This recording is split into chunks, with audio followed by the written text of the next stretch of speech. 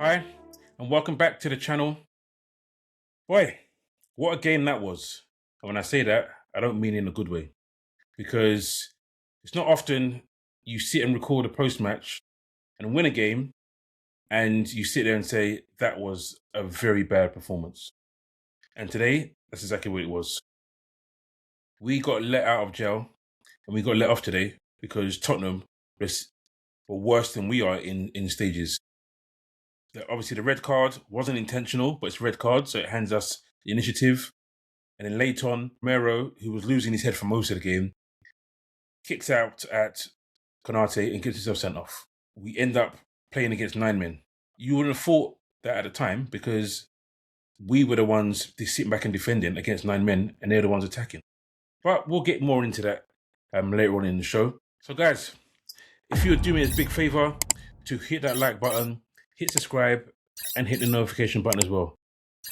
Really grateful for you guys watching, but it's always good for you guys to subscribe and to like as well.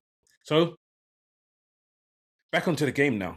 So the game starts off, and it's a bit poor. The first half, very boring. First half is not one you'd want to watch again because we just didn't do much. I've said it over and over again.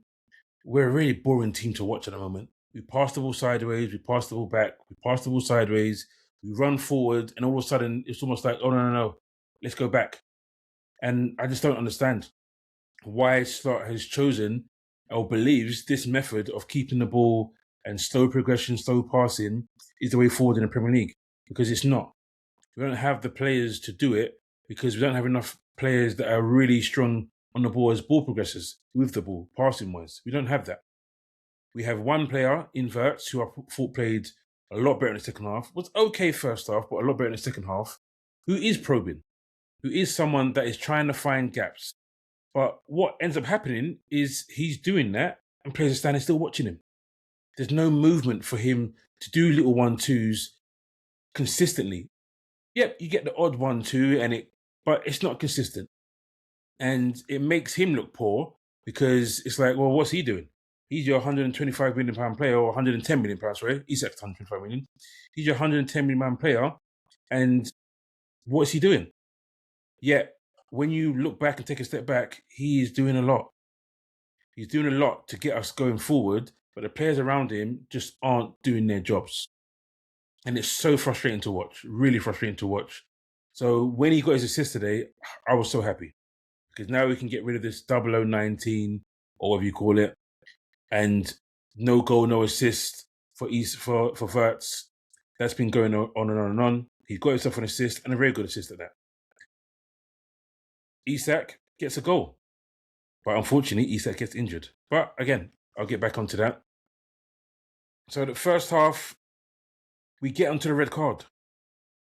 Yes, it's not intentional, but it's very similar. Not the same. It's similar to what we had against Newcastle. And I'll be honest, when I was sitting there watching, I was thinking, I hope we don't get, after this red card, I hope it's not like the Newcastle game, where we take the lead and then we sit back and we get drawn into a dogfight. And obviously, because you guys have watched the game, you know that's probably what happened.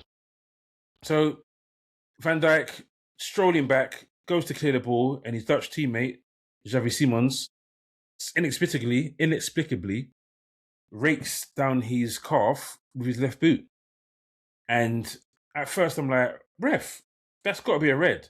He gives him a yellow, and then it's like, okay, this is not serious. Van Dijk stays on the floor. Then, obviously, VAR gets involved, thankfully. Like, it's a weird stat. I think we've had 4 players sent off against us this season, which is twice as many as anyone else. We probably should have had 6 or 7. And it sounds silly, but we probably should have. Because last game, someone should have got sent off as well. Gomez should have got sent off last game. In our first game of the season, Senesi should have got sent off as well for the handball at the halfway line. But I digress. He gets sent off, rightly so, when VAR has intervened and looked at what's happened. And then you're sitting there thinking, okay, cool. We've got extra man. Let's move the ball quickly. Let's get them out of position. Because that's what you need to do. When you're down to 10 men, when you're playing against 10 men, you need to move the ball quickly. You need to get them out of their shape. Because what they're going to do, they're going to sit in as much as they can and hit us on the counter. And all that kept happening was slow progression, slow progression, slow progression. They would lose the ball and then they would counter. They would counter us and we're streaking back to try and stop them from scoring, which for me was unacceptable at times. I just didn't think that's what should be happening. So as I always do, I look at the stats. And as I said, I didn't think that kind of football should have been happening, us being countered, but it does happen. But we need to be better. So as you can see, ball possession, obviously 63% to us, 37% to them, because we had 11 men, they had 10. But you look at it, how do they have less players and have a better expected goals? It's just not, it's not right. They've got 0.44, we've got 0.25. Then total shots, they have 5, we have 1. They have 1 shot on target, which comes quite late. We have 2. They have a big chance, which is a header for Colin Mwani, which he heads straight to Alisson, which we got a bit lucky on. We have none, and obviously no big chances missed. But the first half, I've probably spoken too much about the first half, to be honest, because there was a no-show, ends, and you think to yourself, we've got to be better in the second half. And then I hear the commentators say, Liverpool are one of the worst teams for first half results. So we're one of the worst teams in the league when it comes to scoring goals in the first half and leading. We're horrible. But he then says, funny enough, Liverpool are the best team in the Premier League for second half performances. So I'm sitting there thinking, okay, cool, let this be that time. Let him be right and let us be the best team in the league in the second half, like we've been by stats and by records. So we move on to the second half. And at halftime, just before halftime, sorry, Bradley goes down. Great challenge in the box against Jed Spence, but he stays down. And you're thinking, and every Liverpool fan's thinking, is this kid made out of Weetabix? I feel sorry for him because obviously he doesn't want to get injured. He wants to play every single game, but he just seems to either not be able to concede a yellow card or not get injured. And this time it was injury related. So he doesn't come out second half. And it's probably a decent call. They're down to 10 men, get a striker on and be a bigger threat. So Isak comes on and I'm thinking, yes, Isak and Ekitike can dovetail, play well together with Wirtz feeding them, and we should find something. And then lo and behold, in the 56th minute, Isak scores. So sloppy ball from Romero, plays a little chip pass, which gets intercepted. Ball gets passed out to Ekitike, who instead of being greedy and trying to run for goal, an instant pass straight to Wirtz, and then Wirtz plays a ball through to Isak, and Isak buries it, left foot, and we're here celebrating, and then you look and you think, hold up, Isak hasn't got up. This is not what we need. We've lost Bradley, and Isak comes on, and within 10 minutes, 11 minutes, Isak doesn't get up. And then one thing that I don't like about football at times, and when goals scored and fouls happen, that challenge was a horrible challenge. But it goes unnoticed because a goal has been scored. You often see players get clattered when they score goals and there's no punishment. And that was a really, really bad challenge. And he goes off after being on the pitch for 11 minutes. And for all we know, he could be out for weeks and months. But that challenge from Van der Ven was not a great challenge. And we end up losing Isak. So on one hand, I'm happy Isak gets a goal. Wirtz gets an assist, but we lose a player. We lose a player, and in a busy period of Christmas coming up, we've got important games. What we wanted was Isak to score today and then to get confidence and to play on. So touch wood, the report comes back and it's nothing bad. But we move on because the substitute that comes on, Frimpong, surprised me at first. I thought, okay, he's going to go right back. Szoboszlai's going to go right wing and we're going to work it that way. Then he's going to overlap and we're going to cross. But no, Slot had different ideas.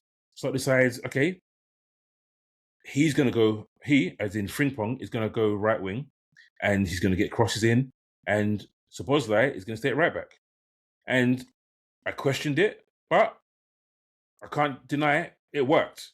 Because what happens? Frimpong runs down the wing, drops the shoulder, dummies Spence, cuts in, crosses it with left foot. Ekitike hangs in the air. Some people say it was a foul. And if they had disallowed it, I wouldn't have been outraged because you did see 2 hands on the back. But at this point, I didn't care. I just wanted the goal to be scored and the goal to be given. Ekitike goes above Romero, heads it in, 2-0. And at this point, I'm not thinking I'm going to be doing a podcast like this where I'm disappointed. I'm thinking, yes, keep a clean sheet and we're nice. But this is not Liverpool's season to do that. This is not a Liverpool team that can hold a punch. It really isn't. Because when we concede, we are lost. It does take a while. We try the right things. We're passing the ball a bit faster. We're playing a bit better. We're moving it. And then we try to do some stuff. Ekitike almost gets a third, but he's unlucky. We move forward to the 83rd minute. And Richarlison has been on for not too long and causing a nuisance. And one person you don't want to score is Richarlison. As I always do again, you look at the stats of the second half. And before that goal, well, in that second half, they've got 53%. Then we look at the stats of the second half. And we have 67% possession. They have 33%. And again, we lose unexpected goals, which is just crazy. They have 0.58. We have 0.35. They have 10 shots at our goal with 10 men. And at some points, 9 men. We have 4. They have 3 shots on target. We have 2. They have 1 big chance. We have 2 big chances and we miss them both. So we don't miss either. We take them both. They have 1 big chance and they take it as well. But against 10 men, we should not be getting outshot. It's the second time this season where we've won a game and we've had less expected goals. Expected goals don't mean anything to some people, and they shouldn't, because at the end of the day, the result is what matters. But that second half performance was simply not good enough. Like I said previously, we can't take a punch. As soon as they scored, they were in control of the game. You would have thought we were down to 10 men. They were passing, they were pressuring, they were running down the wing, and we were just giving the ball away time and time again. You could see Slot going crazy on the side. Absolutely crazy. Tell him to push up. Tell him to pass the ball quicker. Tell him to move quicker. Tell him to move around the pitch. Do something. But no, the players got scared. As soon as that goal went in, they got scared and they felt the pressure. And then, I'll be honest, I was sitting there thinking, are we going to hold out? Or is it going to be another Leeds? Because I've lost count of the amount of times. It's probably 3 or 4 in 2025 where we've been 2-0 up and we've been dragged back to 2-2. And I was fearing that was going to happen. But then you get a bit of a touch of luck because Konate gives away a free kick and inexplicably, I said that word again, inexplicably, Romero kicks out at Konate just in his chest or his arm.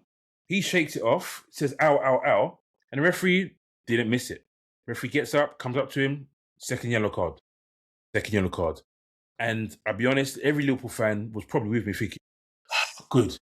They've got a player sent off, and it's the 93rd minute of 9 minutes extra time. I don't know where they got 9 minutes from. I do, actually. Isak's injury.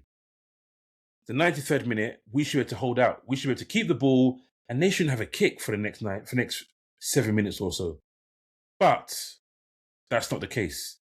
They have shots. They have possession.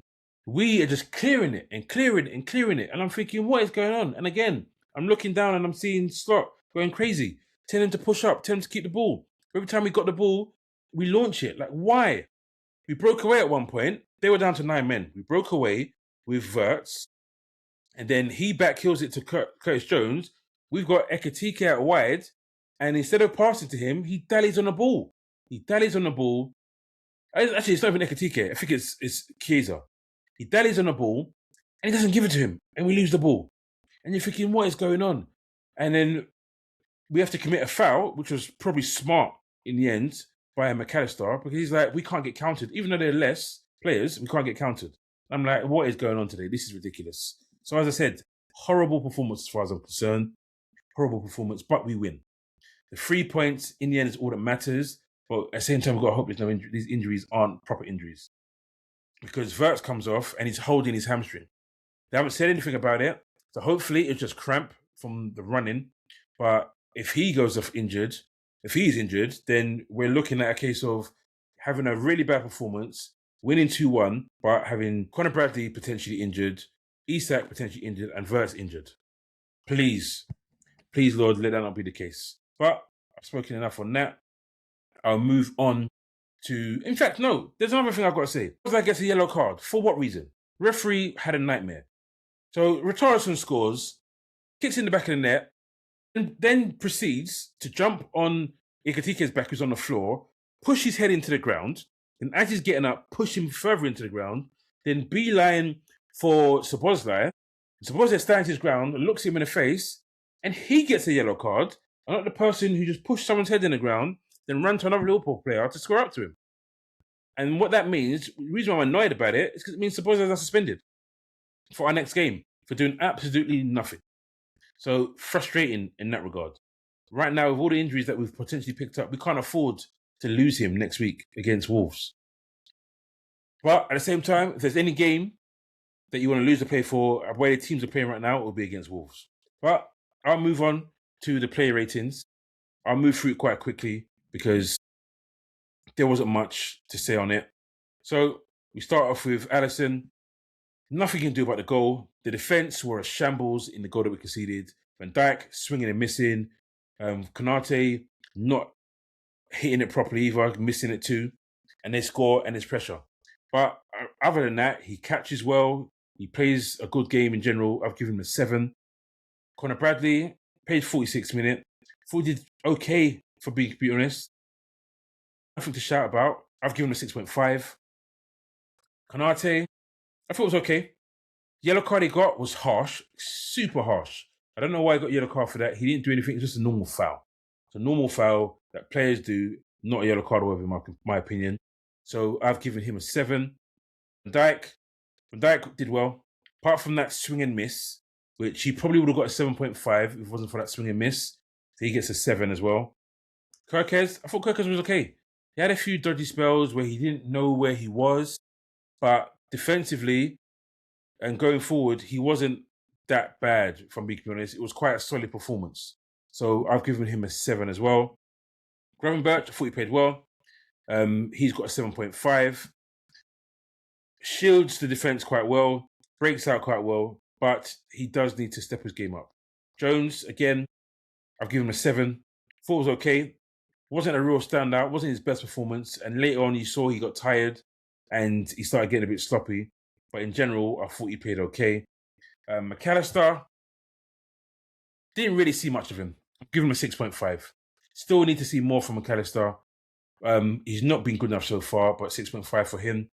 I move on to Wirtz, who I gave the man in the match to. Wasn't sure if it was him or Ekitike, but I thought he played well in the second half especially. Gets himself an assist, and he was the only one probing, only one trying to open up the team and open up the defence. So yeah, he gets a 7.5 for me. Szoboszlai, it was okay as well. Being pushed around as usual, starts off at right wing, goes back to right back. He gets a 7, but now he misses the game. Completely not his fault. But we move on from him. Ekitike, boy, 8 goals in his first 11 starts, I think it is. Good for him.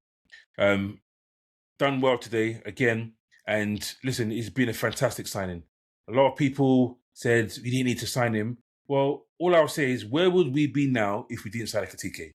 With the injury and the form of Isak, we have needed Ekitike. So I don't care what anyone says, we made the right decision signing Ekitike. You may say, okay, well, you shouldn't have signed Isak. We can catch that up later. But right now, Ekitike has been a fantastic signing for us. And I hope that continues for him. I've given him a 7.5 as well. Wasn't sure, like I said, which one was going to be better. But yeah, he gets a 7.5. Isak comes on, does okay. Doesn't really have many touches. So I've given him a 7 because he gets the goal, gets off the mark. But he only plays like 15 minutes, if that. I think it's 11 minutes before he goes off injured. Hopefully it's not a big injury, but he gets a 7. Frimpong, funny enough, he gets subbed. Comes on at 60 minutes, comes off at 90 minutes. Slot said basically he took him off because when he went down, he didn't want to be playing 10 against 10. So he thought if he brings on the subs and swaps him for Chiesa, then we're still got 11 players and only a few minutes to go. So Frimpong, I've given him a 6.5. Gets an assist, but not much else. Chiesa, he gets a 6.5. Just runs around, only plays 9 minutes. He's just busy. Robertson's the same. Doesn't really have much impact. He gets 6.5. And Nyoni comes on with Robertson, makes his Premier League debut. But again, doesn't really have much impact. He gets a 6.5 as well. And Slot, some people will moan at Slot, but me, no. I think a lot of this is on the players. They didn't do well enough today. They panicked. They got scared. And I could see him passing instructions onto them and telling them to push up and to be more composed. And they weren't doing it. So I've given Slot a 6. We've won the game. It's our first back-to-back win in the Premier League since September. Can you believe that? Can you believe that? When we won 5 out of 5 to start off the game, I did not think I'd be sitting on the 20th of December saying we've got back-to-back wins for the first time since September. But we've done it. We're up to 5th, joint 4th. We're in the Champions League places. We've got Wolves coming next. We have to beat Wolves and then keep putting pressure on because we're not going to win the league. It's very unlikely, but we can still finish 3rd and stake a claim for the Champions League spot. So, as I said, wasn't a happy win today, but it was a win. So I'll be happy because we won. You're always happy when Liverpool win, but what? Not a good performance. Not a good performance at all. So, guys, thanks for watching. Don't forget to like, don't forget to subscribe, and to hit that notification button. Thanks for watching. Enjoy it, and have a good weekend. Take it easy, guys. Peace out.